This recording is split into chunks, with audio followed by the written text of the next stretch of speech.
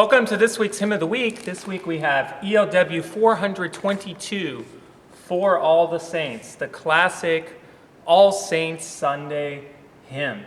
And boy, is it a great one. Probably some people might even put it in their top 10. I'm curious to know, maybe you have your favorite top 10 hymns. Feel free to leave those in the comments if you want. It'll be interesting to see what they are. At this point, I've recorded over 150 Hymn of the Week videos, so maybe some of them are already recorded, and you're welcome to go back and listen to them. But let's talk about For All the Saints here. The text by William W. Howe. It first appeared in Horatio Bolton Nelson's Hymns for Saint Days and Other Hymns by Laymen in 1864.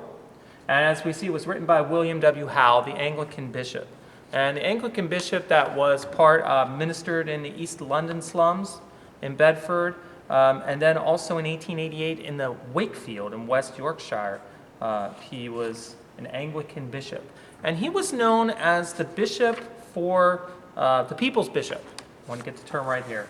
And so he was concerned about the people. So it seems very logical in the natural following of the numbers here in the ELW that we have a hymn about all the saints. Preceding these numbers, we have some hymns that are more about individual saints, which are also great. But this one encompasses all the saints, hence one of the best hymn tunes for All Saints Sunday. Now, it did have other tunes that were used before. One was Sarum. That was before this use before Ralph Vaughan Williams came up with the tune, and it also has been attached to Engelberg, the very famous tune. But I would agree with Percy Dearmer, the editor of the English Hymnal, which I've referred to that book a lot of times. That's the 1906 kind of landmark hymnal here, English Hymnal. This was probably one of the greatest hymn tunes of the 20th century.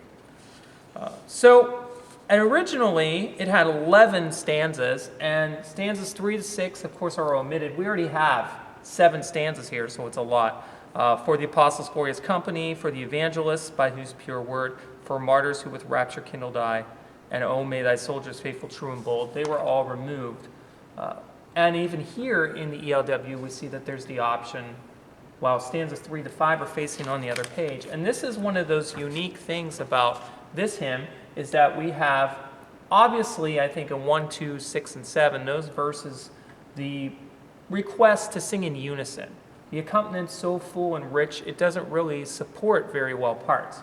But verses 3, 4, and 5 do really incorporate part singing and actually are written in parts, and they're welcome, any singer's welcome to sing those in parts.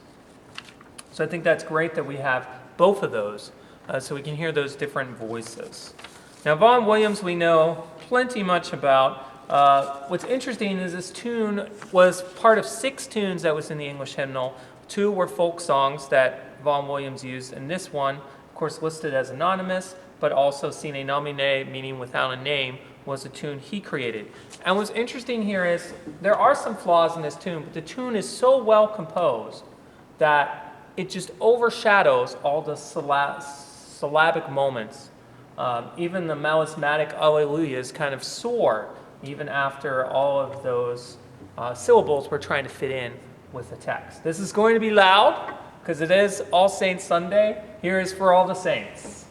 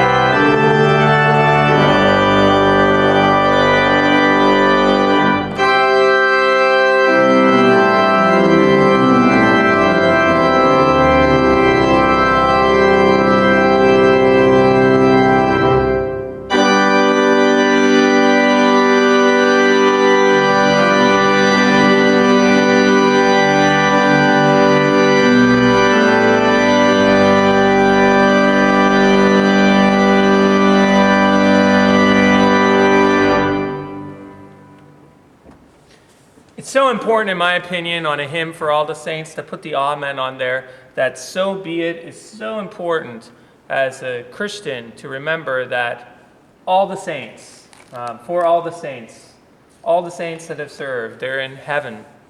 And they will be, even the ones that are on earth will be in heaven as well. So that so be it is very important to me. I do want to thank Greenlee and Benke. I used some of their ideas for the interlude in the last verse. And thank you very much for listening to Hymn of the Week.